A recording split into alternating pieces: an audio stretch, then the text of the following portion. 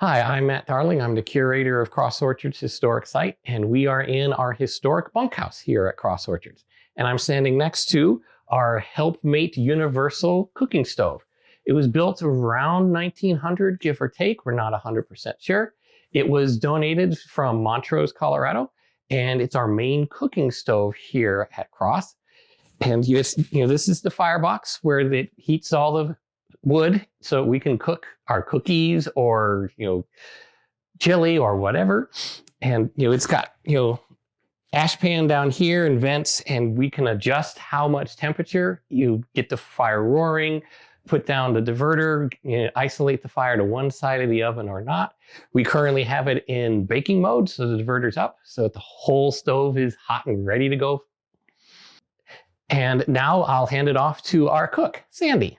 Hi, welcome to the bunkhouse at Cross Orchards. We're happy to have you with us today, and we're going to talk a little bit about making cookies in the old wooden stove.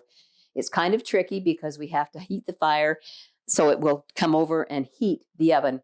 It doesn't have a thermometer in it like our modern ovens do, so we just open the door, stick our hand in, and just kind of say, okay, it's ready to start to make cookies. So what we do is we have our batter. We just have our pot or our cookie sheets. And so we will just make some cookies here, and then we'll stick them in the oven and watch them go. This cookie recipe is made from applesauce.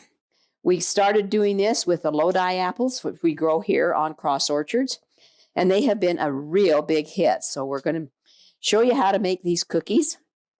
You take and put them in on your cookie sheets with just a couple of spoons, drop them off, and we'll see if the oven's right. Sometimes the oven can be kind of tricky and they can be really hard on our cookies. We kind of have to guess at the time frame of our cookies in the oven. Because like I say, it's not a modern technology. So we will start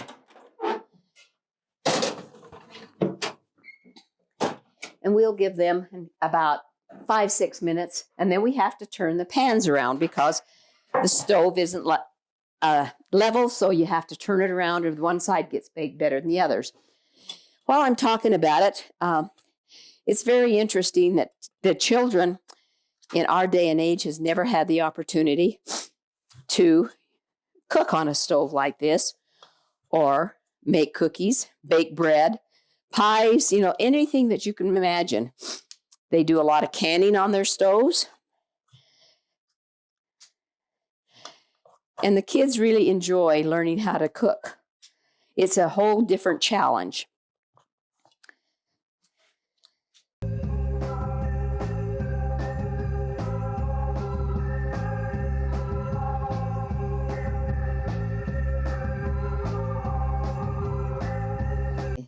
The recipe is, the base, of course, is applesauce.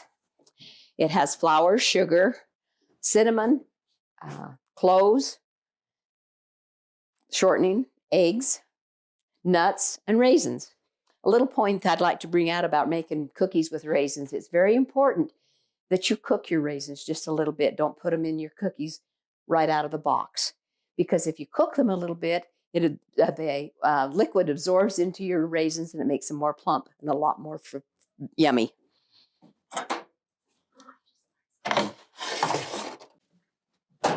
Okay, we'll give those about a 5 or 7 minute, and then we'll see what we can do with them, and then maybe we'll have some yummy cookies to serve.